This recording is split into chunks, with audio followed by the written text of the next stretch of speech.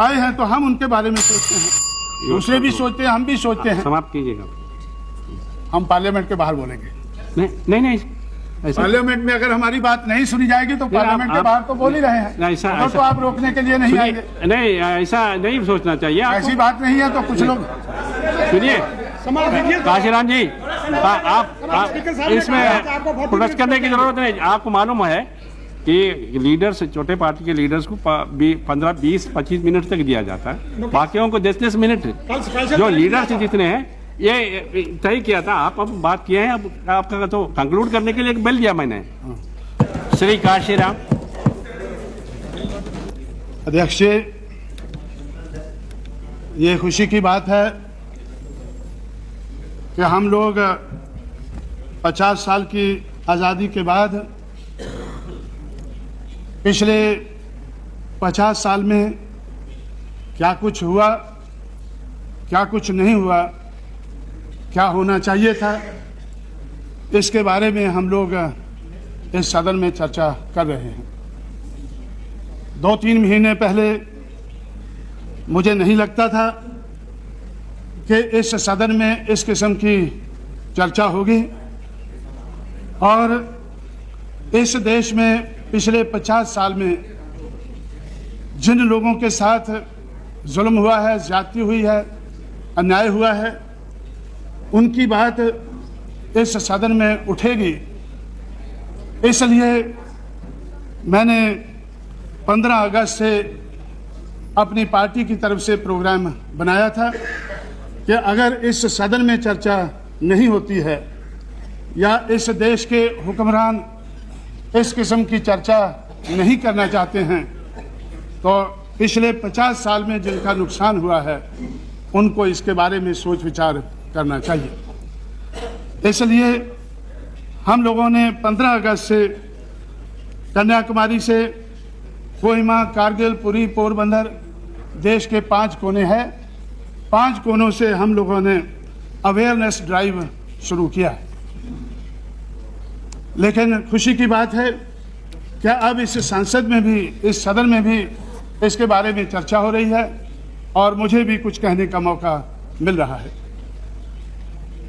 मैं समझता हूं कि ये स्पेशल सेशन है, इसलिए इसमें जिस मकसद के लिए स्पेशल सेशन बनाया गया है उसके बारे में अगर ज़्यादा चर्चा हो तो ज़्यादा अच्छा है। जो ऑर्डिनरी सेशन हैं, जो हमेशा लोकसभा के सेशन होते हैं, अगर उस किस्म का डिस्कशन हम इन 4 दिनों में करेंगे तो मैं समझता हूं कि हम जो पिछले 50 साल में देश के लिए कोई खास एजेंडा नहीं बना पाए, आने वाले समय में भी शायद नहीं बना पाएंगे। मेरा अनुमान है कि पिछले 50 साल में बहुत शुभ कामनाओं हमने देखी हैं। हमारे देश का संविधान बना, कॉन्स्टिट्यूशन बना, तो कॉन्स्टिट्यूशन का प्रीएम्बल शुभ कामनाओं से भरा पड़ा है। प्रीएम्बल से, कॉन्स्टिट्यूशन के प्रीएम्बल से शुभ कामनाएं शुरू हो जाती हैं। उसके बाद 45 साल, 50 साल में से कांग्रेस पार्टी ने रूल किया तो उनकी तरफ से भी शुभ कामनाओं की कोई कमी नहीं रही है। उनके जो रेजोल्यूशन हैं वो भी हमें बहुत अच्छे लगते हैं। उन्होंने जो प्लान बनाए हैं वो भी ठीक लगते हैं, प्रोग्राम बनाए हैं वो भी ठीक लगते हैं, लेकिन जो इम्प्लीमेंटेशन हुआ है वो सही नहीं हुआ है। उसके कारण कांग्रेस भी आज मुश्किल में नज़र आती है। कांग्रेस के अलावा हम लोगों ने दूसरी पार्टियां भी देखी हैं। इस देश के दबे कुचले लोगों ने हर किस्म की पार्टी आजमाई है, अगर देश में नहीं तो प्रदेशों में तो ज़रूर आजमाई है। उस आजमाइश के आधार पर हम लोग ये कह सकते हैं कि हर पार्टी की तरफ से शुभ कामनाएं तो बहुत हुई हैं, रेजोल्यूशन भी अच्छे पास हुए हैं और हर पार्टी की तरफ से बातें भी अच्छी हुई हैं, लेकिन काम जो होना चाहिए था वो नहीं हुआ है। इसका क्या कारण है? इसका कारण अगर हम ढूंढें तो मैं समझता हूं कि अगर पिछले 50 साल में हमने इसका कारण ढूंढा होता तो शायद हमें कोई हल मिल गया होता, लेकिन हल ढूंढे बगैर ही हम आगे बढ़ते गए हैं। और मेरा ऐसा ख्याल है कि पिछले 50 साल में हमारे देश में अंग्रेज़ों के राज में जो कल्चरल रिवोल्ट देश के कोने कोने में उभर रहा था, इस देश की समाज व्यवस्था, अर्थव्यवस्था के बारे में जो रिवोल्ट देश के कोने कोने में हमें नज़र आ रहा था, तो उस रिवोल्ट के बारे में हमने नहीं सोचा, उसके ऊपर हमने गौर नहीं किया। उसके ऊपर गौर करने की बजाय उसको दबाने की कोशिश की गई। पिछले 50 साल में उस कल्चरल रिवोल्ट को दबाने की कोशिश की गई और आज हम उसका नतीजा भुगत रहे हैं। आज हमारे सामने उसका नतीजा है। महाराष्ट्र में 1848 से कल्चरल रिवोल्ट शुरू हुआ। 1956 तक 108 साल लगातार ये कल्चरल रिवोल्ट चलता रहा। 1848 से 1891 तक महात्मा ज्योतिराव फुले की देखरेख में, 1892 से 1922 तक छत्रपति शाहू महाराज की देखरेख में, 1922 से 1956 तक बाबा साहब अम्बेडकर की देखरेख में ये रिवोल्ट, ये विद्रोह, ये रिवोल्ट की भावना हमें महाराष्ट्र में नज़र आई। और मैं समझता हूँ कि अगर हमने उसका नोट लिया होता तो हम नोट लेकर कोई हल ढूंढ सकते थे। जिन लोगों के लिए महाराष्ट्र में आवाज़ उठती थी, उन लोगों की आवाज़ बंद करने से पिछले 50 साल में हमारा बहुत नुकसान हुआ है। इसी तरह से हम दक्षिण भारत में देखते हैं कि पेरियार रामास्वामी नायकर ने, जो 1924 में कांग्रेस के तमिलनाडु के अध्यक्ष थे, जब उन्होंने वैकम सत्याग्रह में हिस्सा लेने का फैसला किया तो गांधी जी ने उनसे कहा, उनको सलाह दी कि ये कांग्रेस का एजेंडा नहीं है। छुआछूत के खिलाफ, अनटचेबिलिटी के खिलाफ या सामाजिक दिशा में इस किस्म का रिवोल्ट करना ये कांग्रेस का एजेंडा नहीं है, इसलिए आपको नहीं करना चाहिए। तो उन्होंने इसके ऊपर गौर किया। कांग्रेस छोड़कर उन्होंने सेल्फ रिस्पेक्ट मूवमेंट शुरू की। 1925 में सेल्फ रिस्पेक्ट मूवमेंट शुरू की और वो सेल्फ रिस्पेक्ट मूवमेंट के कारण कांग्रेस आज तमिलनाडु में भी आज पीछे जा रही है। और इसी तरह से हम बंगाल में देखते हैं कि पिछले 18 साल से कम्युनिस्टों का राज है, उससे पहले 20 साल से राज है और उससे पहले कांग्रेस का उधर राज रहा है। लेकिन बंगाल में भी जो 19वीं सेंचुरी में चंडालों का रिवोल्ट था, उसका नोट अंग्रेज़ों ने लिया, लेकिन हमारी सरकार ने नहीं लिया है। पिछले 50 साल से उसका नोट हमारी सरकार ने नहीं लिया है।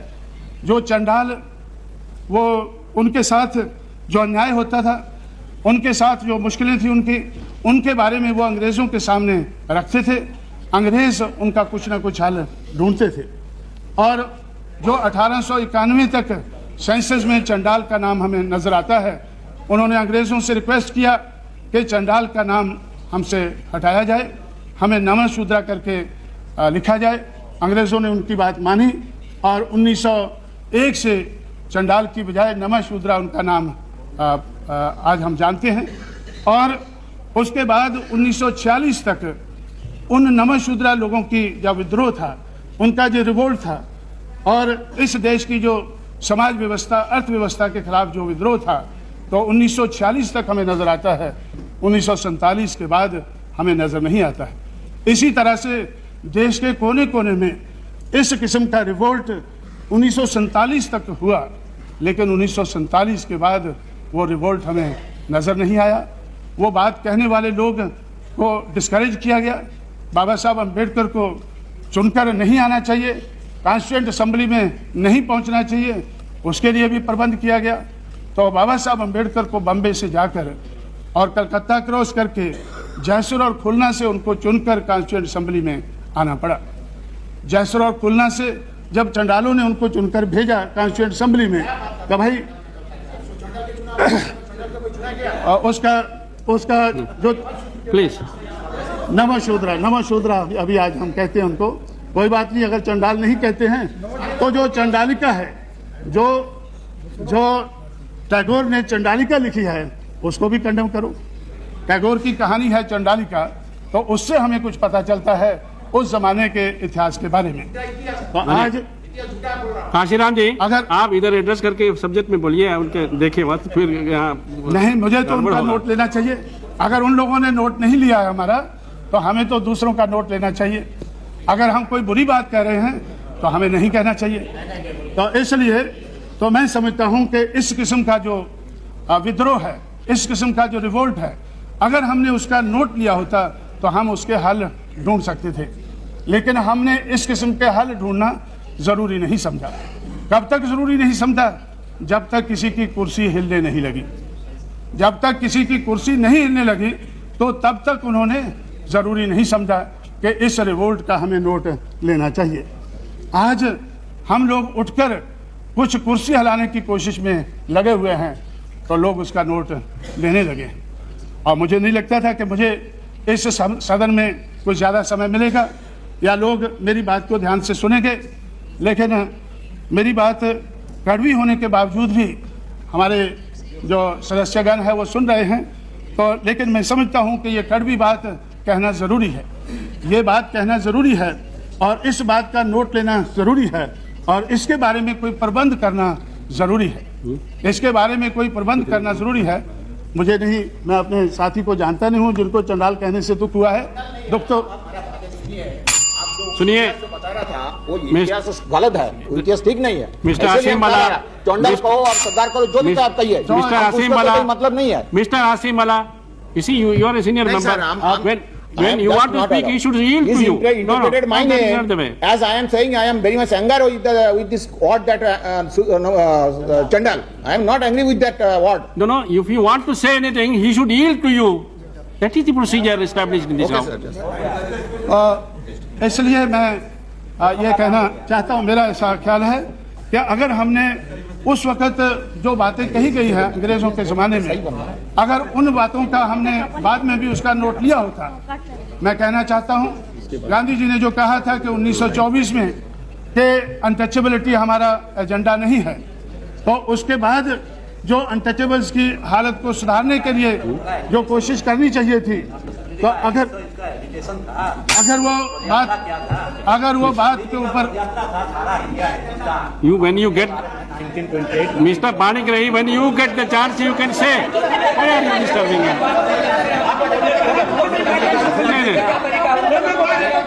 No, that is not. जवाब दे दीजिएगा। No, please don't. May I request all of you?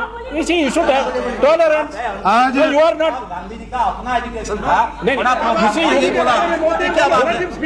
can't बोलो ना, जितना you can't interrupt Mr. Panigrahi. Sir, I am prepared to read, I am prepared to hear. What is there? But ये जो बात है, discussion है, conduct होता है। Please, please conclude. हिंदुस्तान पदयात्रा किया था पूरी से शुरू करके, ये क्या बात है?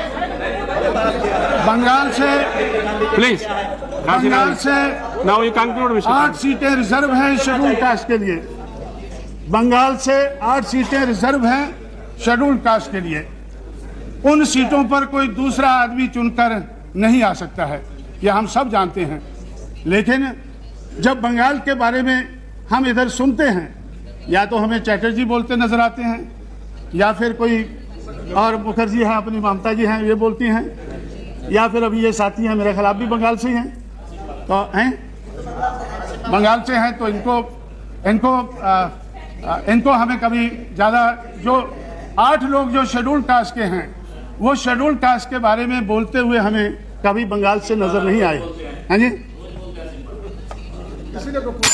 चलो कोई बात नहीं है। तो आज मैंने हर रोज़ तो मैं पार्लियामेंट में नहीं आता हूँ, आज आए हैं तो आज वो बोलते हैं, लेकिन उनको अपने इतिहास के बारे में वो बोलते हैं, क्या बोलते हैं श्री कि काशीराम मुझे जी, अपने इतिहास के बारे काशीराम में जी, जानकारी नहीं है। आप अभी कंक्लूड। तो खैर मैं ये अपनी बात की तरफ आता हूँ कि अगर 1924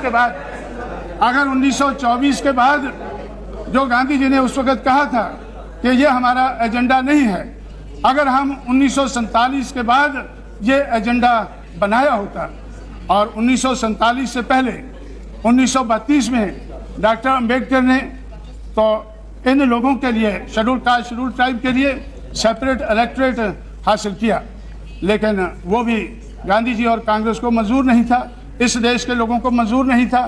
नहीं तो डॉक्टर अंबेडकर का सोचना था कि जो लोग शेड्यूल कास्ट के वोटर से चुनकर आएंगे वो शेड्यूल कास्ट की बात पार्लियामेंट में रखेंगे, असेंबली में रखेंगे, अपने लोगों के हितों की रक्षा करेंगे। लेकिन जो दूसरों के वोट से चुनकर आएंगे तो वो अपने लोगों की बात नहीं रख सकेंगे। तो इस तरह से तो वो 1932 में जो हमें सेपरेट इलेक्टोरेट मिला था वो तो चला गया। 1942 में उन्होंने फिर अंग्रेज़ों से बात की। अंग्रेज़ जो 1942 तक देश का हुक्मरान था, उनसे उन्होंने कहा कि अगर आप हमें सेपरेट इलेक्टोरेट नहीं दिला सकते हैं, हमारे सही रिप्रेजेंटेटिव असेंबली पार्लियामेंट में नहीं भिजवा सकते हैं, तो हमें दूसरे लोग तो सेपरेट मुल्क मांगते हैं, लेकिन हमारे सेपरेट सेटलमेंट हो जाने चाहिए, क्योंकि सोशल के साथ साथ इकोनॉमिक इशू इससे जुड़ा हुआ है। तो इस देश में 1942 में अंग्रेज़ों ने उनकी बात मानी और ऐसे उन्होंने रजामंदी जाहिर की कि जो सेकेंड वर्ल्ड वार है वो ख़त्म होने के बाद हम ये सेपरेट सेटलमेंट का बारे में सोचेंगे और 20 साल के अंदर हम उन लोगों के सेपरेट सेटलमेंट बना देंगे जो लोग खेतों में खेती करके अनाज पैदा करते हैं लेकिन उनके पास खेत नहीं है। 1947 में जो लोग खेतों में खेती करके अनाज पैदा करते थे उनके पास खेत नहीं थे, और आज भी जो लोग खेतों में खेती करके अनाज पैदा करते हैं ऐसे बहुत से लोग हैं। 35% एग्रीकल्चर में काम करने वाले लोग हैं और 32% ऐसे हैं जिनके पास खेत बहुत कम है, मार्जिनल फार्मर हैं। तो ऐसे लगभग 2/3 जो खेतों में खेती करने वाले लोग हैं या तो वो लैंडलेस फार्मर हैं या मार्जिनल फार्मर हैं। तो इसके बारे में जो आवाज़ उठी थी, जो डॉक्टर अंबेडकर ने 1942 में अपना सुझाव पेश किया था कि इन लोगों के लिए सेपरेट सेटलमेंट होने चाहिए, सेपरेट मुल्क नहीं मांगा था, सेपरेट सेटलमेंट मांगा था, और पूरे देश के नक्शे के ऊपर 80 ऐसे स्पॉट उन्होंने बनाए थे कि यहाँ इनको सेटल किया जा सकता है। इस देश में खेतों की कमी नहीं है, जो लोग खेतों में खेती करके अनाज पैदा करते हैं नहीं है, लेकिन देश में बहुत ज़्यादा खेत पड़े हैं और आज भी जितने खेतों में खेती होती है, लेकिन खेती लायक इतनी ज़मीन हमारे देश में आज भी और पड़ी है, लेकिन वो ज़मीन उन लोगों को, वो खेत उनको नहीं दिए जाते हैं जो खेतों में खेती करके अनाज पैदा करते हैं। इसलिए वो लोग देहात छोड़कर शहरों की तरफ बढ़े। अगर उनको सेपरेट सेटलमेंट बना दिए गए होते, जो 80 सेपरेट सेटलमेंट डॉक्टर अम्बेडकर ने प्रपोज किए थे, अगर वो बन गए होते तो वो लोग शहरों की तरफ ना आते, वो खाली ज़मीन की तरफ चला जाते। जहाँ पर उनको सेटल किया जाता वहाँ वो खेतों में खेती करके अनाज पैदा करते। लेकिन जब उनको खेत नहीं मिले, जब 50 साल में उनको खेत नहीं मिले, लैंड टू द लैंडलेस की बात तो बहुत चली लेकिन उनको लैंड नहीं मिली, तो वो देहात छोड़कर शहरों की तरफ आ गए। आज 10-15 करोड़ लोग पिछले 50 साल में देहात छोड़कर शहरों में आ गए हैं। शहरों की समस्या हो गई है, झोंपड़ों की समस्या हो गई है, हाउसिंग की समस्या हो गई है। ये जो समस्या आज क्यों हुई है शहरों में, क्योंकि जो खेतों में खेती करने वाला किसान है उसको खेत नहीं मिले हैं। खेतों की आज भी कोई कमी नहीं है, खेतों की देश में आज भी कोई कमी नहीं है। हो सकता है बंगाल में कमी हो, पंजाब में हो या केरला में हो, इन 3 प्रदेशों को छोड़कर पूरे देश में खेतों की कोई कमी नहीं है और खेतों में खेती करके अनाज पैदा करने वाले किसानों की कोई कमी नहीं है। लेकिन हम उनका मिलाप आज तक नहीं करा पाए हैं, पिछले 50 साल में उनका हम मिलाप नहीं करा पाए हैं, इसलिए वो लोग देहात छोड़कर शहरों में आ गए हैं और शहरों की समस्या बन गई है। और शहरों की समस्या के बारे में तो फिर जो लोग शहरों में आए हैं तो हम उनके बारे में सोचते हैं, दूसरे भी सोचते हैं, हम भी सोचते हैं। समाप्त कीजिएगा। हम पार्लियामेंट के बाहर बोलेंगे। नहीं ऐसा पार्लियामेंट में अगर हमारी बात नहीं सुनी जाएगी तो पार्लियामेंट के बाहर तो बोल ही रहे हैं, ऐसा तो आप रोकने के लिए नहीं आएंगे। नहीं, ऐसा नहीं सोचना चाहिए। ऐसी बात नहीं है तो कुछ लोग सुनिए काशीराम जी, आप इसमें प्रोटेस्ट करने की जरूरत नहीं। आपको मालूम है कि लीडर्स, छोटे पार्टी के लीडर्स को 15, 20, 25 मिनट तक दिया जाता है, बाकियों को 10-10 मिनट। जो लीडर्स जितने हैं ये तय किया था, आप अब बात किए हैं, अब आपका तो कंक्लूड करने के लिए एक बेल दिया मैंने।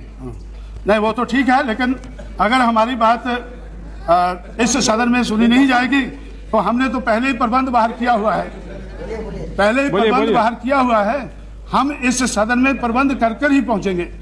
हमें पूरा भरोसा है कि हम आने वाले समय में हम ज़्यादा मेंबर पार्लियामेंट लाने की कोशिश करेंगे, लेकर आएंगे तो फिर हमारी बात सुनी जाएगी। नहीं, अभी भी आपकी बात सुनी जा रही है। नहीं सुनी जा रही है, नहीं सुनी जा रही है, तो इसलिए मैं समझता हूँ, बोलिए ना आप तक। और इसलिए तो मैं ऐसा समझता हूँ कि ये जो हम आने वाले समय में, आज हम किस लिए स्पेशल सेशन में आए हैं कि अगर हमने 50 साल में कुछ कमियां रही हैं, पिछले साल में हमें कुछ कमजोरियां नजर आती हैं, उनके बारे में गौर करके आने वाला एजेंडा हमें सही बनाना चाहिए।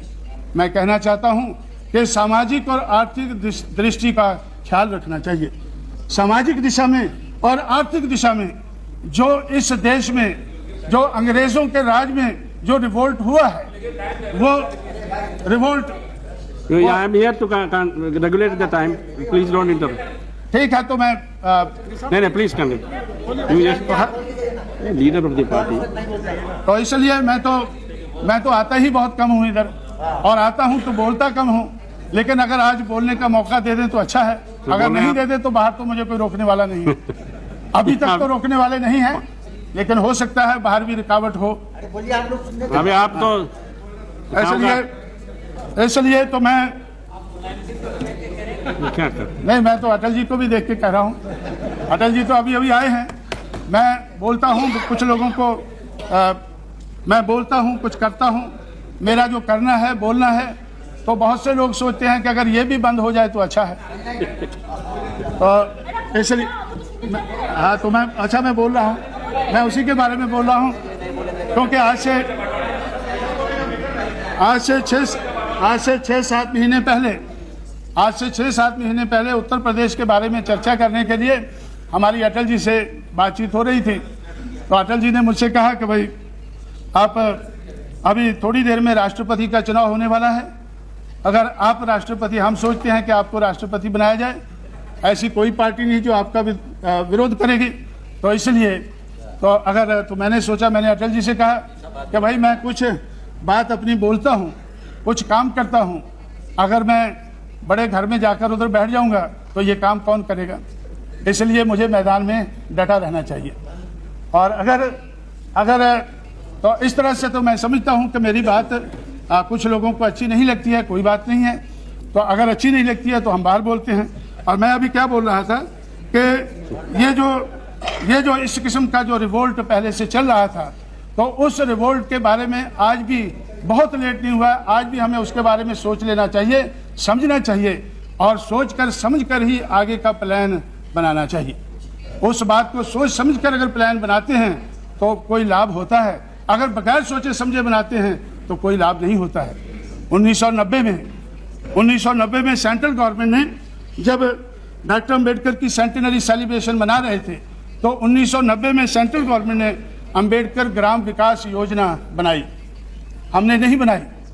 तो सेंट्रल गवर्नमेंट ने अम्बेडकर ग्राम विकास योजना बनाई, लेकिन क्या आज उत्तर प्रदेश में जो बीएसपी की सरकार है उसके अलावा किसी प्रदेश में क्या वो योजना चल रही है? मेरे नोटिस में नहीं है। सारे सांसद इधर देश के कोने कोने से इधर आए हैं, तो सबको मालूम होगा कि उत्तर प्रदेश में सिर्फ बीएसपी की सरकार अम्बेडकर ग्राम विकास योजना को लागू कर रही है। उसके अलावा पूरे देश में उसके अलावा आज तो कोई बात नहीं, आज तो मुलायम सिंह जी नहीं हैं, जब वो होंगे तो फिर देखा जाएगा, फिर उनसे रिक्वेस्ट करेंगे कि वो चलाएं। तो इसलिए तो ये अम्बेडकर ग्राम विकास योजना क्यों बनाई गई? अगर उसको लागू नहीं करना था, अगर देशवासियों को उसको लागू नहीं करना था, तो उसको बनाने की कोई ज़रूरत नहीं थी। इसी तरह से इसी सदन में या इसी गवर्नमेंट ने सेंट्रल की तरफ से तो एक schedule caste schedule tribe prevention of atrocities act तो सेंट्रल गवर्नमेंट ने बनाया। इसी सदन में ये एक्ट पास हुआ, prevention of atrocities on schedule caste schedule tribe. आज उसकी बहुत चर्चा हो रही है। मुझे इस सदन में बोलना था, इसलिए मैंने उत्तर प्रदेश की गवर्नमेंट से फैक्ट्स मंगाए हैं कि भाई इसके बारे में तो आप इसके बारे में हमारी सरकार क्या कर रही है, क्योंकि बाहर कई महीनों से चर्चा चल रही है कि ये prevention of atrocities on schedule caste schedule tribe ये जो एक्ट है ये खत्म होना चाहिए। ये इस सदन ने बनाया है, तो इस सदन को चाहिए कि इसको खत्म करे। अगर इसकी ज़रूरत नहीं है, लेकिन लोग कहते हैं कि हम इसको उत्तर प्रदेश की असेंबली में ख़त्म कर देंगे। इस पार्लियामेंट का बनाया हुआ एक्ट उत्तर प्रदेश की असेंबली में कैसे ख़त्म होगा? ये तो इस पार्लियामेंट को ही ख़त्म करना होगा। अगर प्रिवेंशन ऑफ एट्रोसिटीज एक्ट ज़रूरी नहीं है, जो इस सदन में 1989 में पेश हुआ और 95 में कंप्लीट हुआ, तो अगर ये एक्ट ज़रूरी नहीं है तो इसको, इस सदन को चाहिए कि इसको ख़त्म करना चाहिए। अगर ये इसका मिसयूज़ होता है, अगर कोई भी एक्ट बनाते हैं, अगर उसका मिसयूज़ होता है तो मिसयूज़ को भी रोकना चाहिए। मैंने फैक्ट्स मंगाए हैं कि भाई उत्तर प्रदेश की सरकार में तो क्या फैक्ट्स हैं, जब से उधर बहुजन समाज पार्टी की सरकार आई है तो इस एक्ट के खिलाफ बहुत आवाज़ उठ रही है। तो मैंने फैक्ट्स मंगाए हैं, तो पिछले 3-4 महीने में जब से बीएसपी की सरकार आई है, उसी समय में जो पहले सरकारें रही हैं, तो उसमें जो फिगर्स हैं कि हमारे समय में, बीएसपी की सरकार के समय में 1611 केसेस इस एक्ट के तहत दर्ज हुए हैं, 1611। लेकिन उससे पहले जो सेंटर का रूल था, तो सेंटर के रूल में इसी समय में 1737 दर्ज हुए हैं।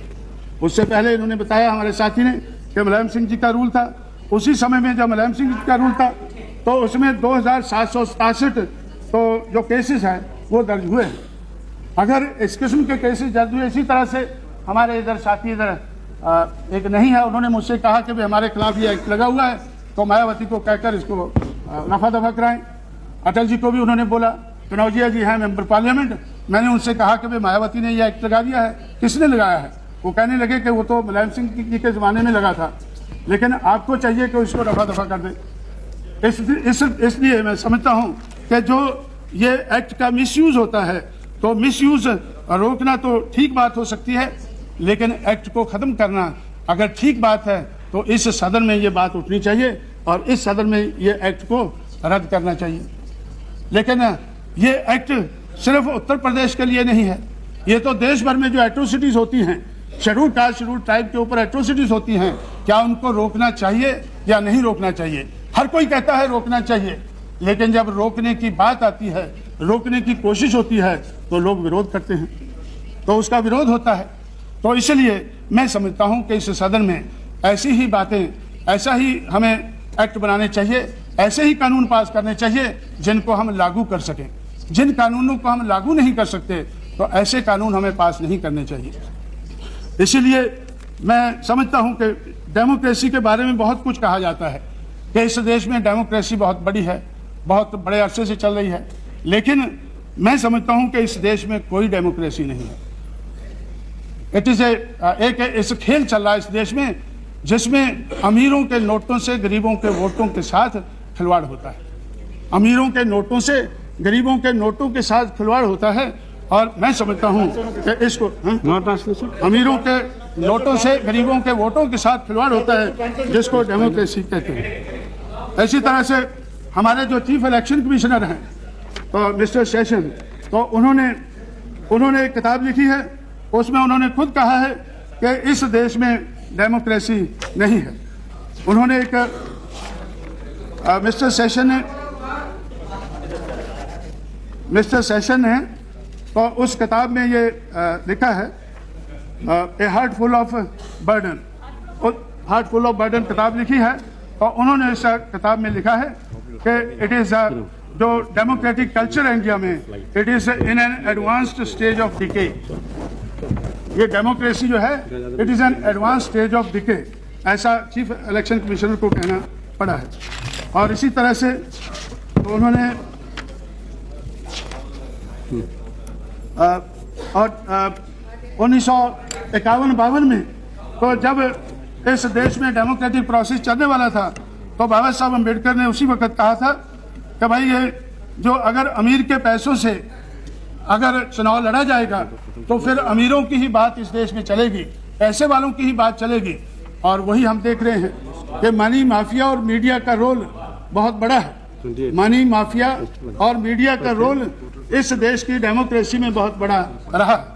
तो बाबा साहब ने उस वक्त, क्योंकि लोग महाभारत और रामायण के बारे में ज़्यादा जानते हैं, इसलिए उन्होंने कहा था कि I would like to refer to the Mahabharata during the battle between the Pandavas and the Kauravas, Bhishma and Drona were on the side of Kauravas.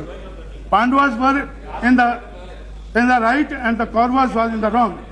Bhishma admitted this when someone asked Bhishma as to why he was supporting the Kauravas if he found the Pandavas to be in the wrong and the right. Bhishma replied in that memorable sentence, I must be loyal to the salt. Bhishma ने कहा, I must be loyal to the salt. If I eat the food of Kauravas, I must take their side even if they might be in the wrong. तो उस वक्त से 1951-52 से इस बात के बारे में हमें मालूम है कि अमीर के नोटों से गरीब के वोटों के साथ खेल खेला जाता है और हम इसको लोगों को, दुनिया वालों को बताते हैं कि इस देश में डेमोक्रेसी है। इसलिए तो रिफॉर्म की, इलेक्टोरल रिफॉर्म की बात बहुत चली है। मैंने नोट किया है कि इलेक्टोरल रिफॉर्म के बारे में, अब तो एक मिनट खत्म कर दें, अभी तो आखिरी में बात कह के बैठ जाऊंगा, तो ये भी इस बात का एहसास है। हाँ। तो इलेक्टोरल रिफॉर्म के बारे में 36 मिनट तो आपने लिया। हम लोगों ने 1972 से ये काम शुरू किया है। 1990 तक तो बहुत कमेटियां उठाई गई हैं। 1972 में रॉ कमेटी बिठाई गई, उसके बाद 1974 में तारकुंडे कमेटी बिठाई गई, उसके बाद में कैबिनेट कमेटियां बहुत सी बैठी 1982 में, और उसके बाद आज तक 14 चीफ इलेक्शन कमिश्नर हमारे देश में हुए हैं। हर इलेक्शन कमिश्नर ने इलेक्टोरल रिफॉर्म के बारे में अपनी रिपोर्ट दी है कि ये होना चाहिए, लेकिन आज तक जो रिफॉर्म की बात हमने कही है वो आज तक हम कर नहीं पाए हैं, क्योंकि हम करना नहीं चाहते हैं। हम ये करना नहीं चाहते हैं। पिछले 50 साल में इलेक्टोरल रिफॉर्म की बात तो बहुत कही गई है, लेकिन हम करना नहीं चाहते हैं, इसलिए हम कर नहीं पाए हैं। तो इसलिए मैं समझता हूँ कि अगर सही मायने में पॉलिटिकल डेमोक्रेसी को रिस्टोर करना है तो हमें ये रिफॉर्म करने होंगे, और political democracy without social and economic democracy ये भी इस देश में आज तक कामयाब नहीं हुई है, आने वाले समय में कामयाब नहीं होगी। इसलिए अगर हम पॉलिटिकल डेमोक्रेसी को कामयाब बनाना चाहते हैं तो हमें सामाजिक और आर्थिक दिशा में जो परिवर्तन चाहिए वो परिवर्तन करने चाहिए।